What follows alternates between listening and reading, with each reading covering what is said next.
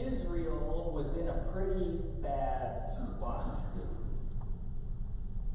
It had been 3 days since the Red Sea parted for them, since God drew them, saved them from slavery in Egypt, since they walked across dry land in the middle of a sea.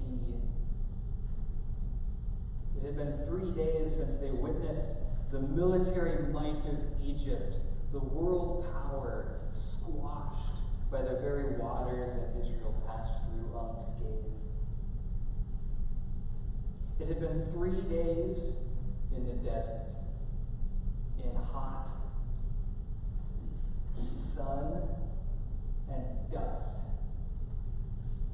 Sometimes it was rocky underfoot, sometimes it was sand dunes. It had been 3 days, and they had one question on their mind. Will God be faithful to us? Yes, God was faithful 2 days ago when he brought us out of Egypt. Yes, God was faithful when he miraculously saved us from slavery. Yes, God had been faithful. But will God be faithful today? They had plenty of water when they were in the middle of the Red Sea. It was all over the place. But now, 3 days in, not a drop to drink. Until they get to Marah, this place called Marah. Marah means bitterness, but they didn't know that yet. All they knew was the sounds of dripping water. After 3 days, they were excited. Here it is. God is faithful. He is good. He brought us out into the desert and will care for our needs. Oh, no. We can't drink this water. This water is bitter. It's brackish. It's unfit to drink. It will not heal their needs. It will not meet their needs. God has not been faithful, they say in their hearts. They grumble. They complain about Moses, this guy who led them out into the desert to die. They complain about the bitter water. They complain about the bitter situation. They groan.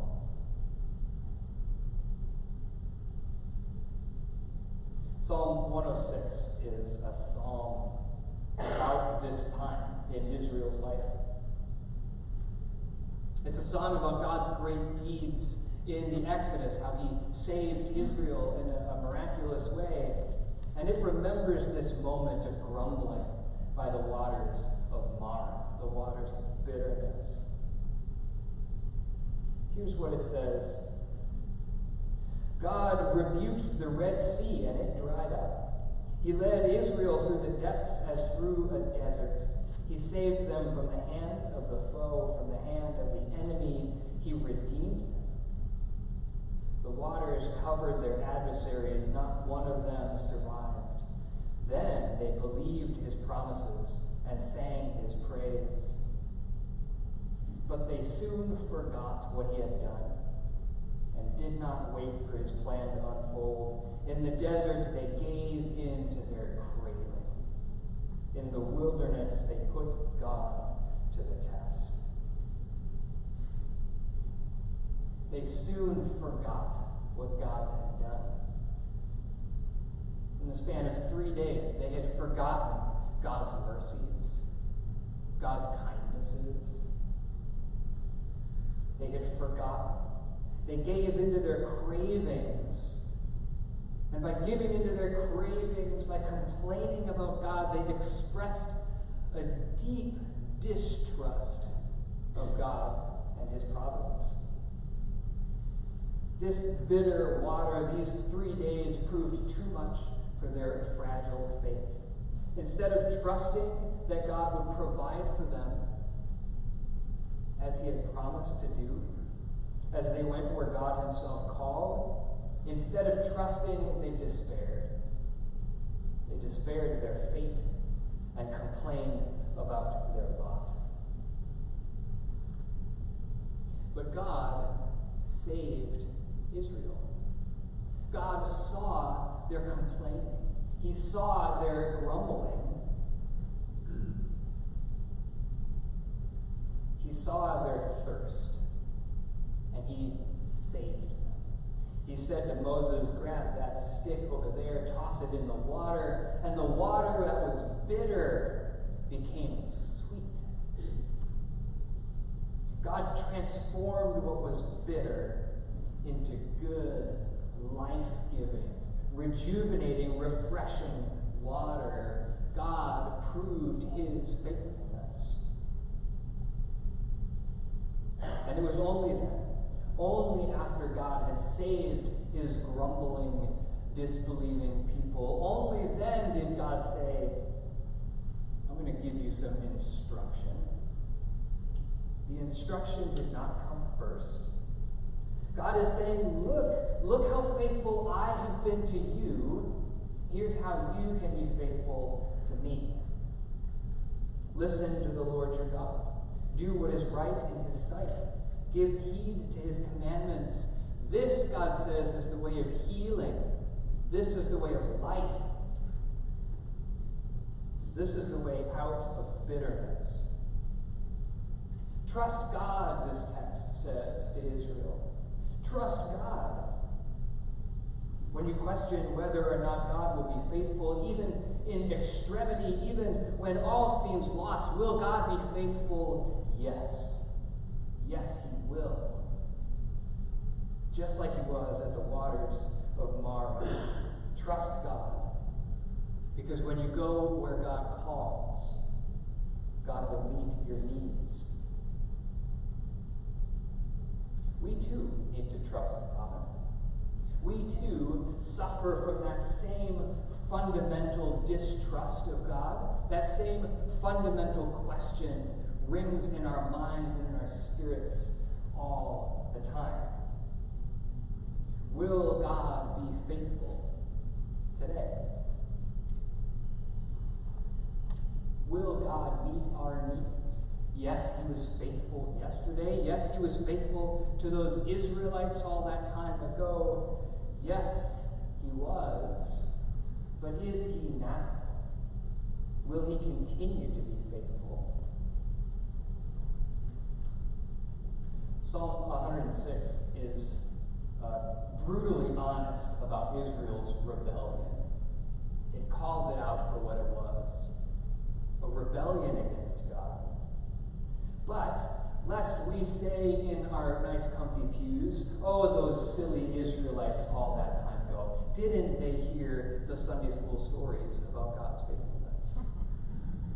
Lest we sit in our comfort and say, of course God is faithful.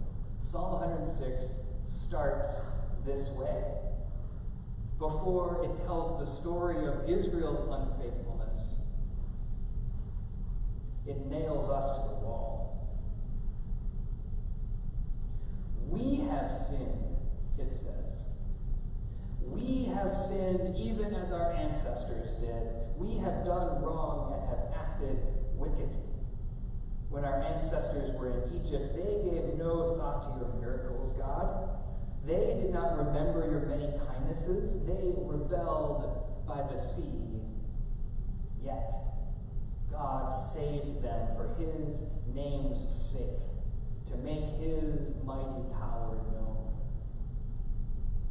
We are guilty of the same sin as those ancient Israelites. We forget the marvelous, miraculous works of our God. We forget his kindnesses, his mercies that are new every morning. We forget. We give in to our cravings. We allow our appetites to discern where we go and direct us one way or another. We give in to our cravings and we put God to the test. We are the same as Israel. So I wonder, what are the waters of Marah in your life? What are the waters of bitterness that sit in your soul? What are the areas that you go back to time and time again and try to wring sustenance out of, but it ends up being salt water that does not meet your needs? Do you turn to food or alcohol or pornography when you're stressed? Do you cling to and hoard your money as if money or possessions will save you and keep you safe and secure?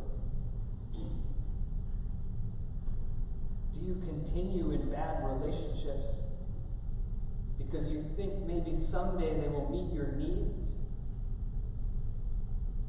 Are you content to let your family lives be full of more bitterness than sweetness? Our hearts are full of the waters of Marah. Places we go back to time and time again, day after day, moment after moment. We come to them and we say, God, are you faithful? God, you have left me.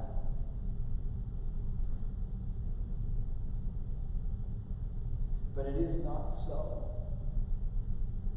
God has not abandoned us at the waters of Marah, the bitterness in our lives. Thanks be to God for the grace of Jesus Christ. Because he saves us just like God saved Israel there by the waters. Remember, God did not wait for the grumbling to stop. He did not wait for Israel to remember, oh yeah, I'm supposed to be faithful to God. I'm supposed to trust God. God did not wait. He saved. He acted before they got their stuff together. And he does the same to you and me. He does not wait for us to have all of our theology correct. He does not wait for us to clean up our lives. He does not wait. He acts. As Paul says in Romans chapter 5, for while we were still sinners, while we were still weak, while we were still helpless, at the right time, Christ died for the ungodly. God proves his love for us in that while we were still sinners, while you were still a sinner, while I was still a sinner, Jesus Christ died for us. Just like God entered into the waters of Marah and transformed it from bitter to sweet, Jesus Christ took on our lives, our debts, and he entered into the sadness of our days, and he transforms them. He enters into the bitterness of our lives, and he can transform it into sweet. Whether it's relationships that you have, or the condition of your heart, or problems or relationships with money, whatever it is, Jesus Christ can enter into that and transform it. Just like God did at the waters of Marah, Jesus Christ will do for you if you allow it. At the beginning of this text in Exodus, at the beginning of the story, Israel had no water. Then they only had bitter water. And then they only had the transformed water. And by the end of the story, God had led them to 12 flowing streams of fresh, good water with 70 whole palm trees. But do you know what happens next in the story? It takes 2 verses, and Israel grumbles again. 2 verses. They go right back. God, you led us out of this desert just to kill us. It was better for us to stay in Egypt and be slaves. 2 verses. But if we're honest, it wouldn't take us much longer. It takes me no time at all. We are as faithless as Israel. We are as full of bitterness.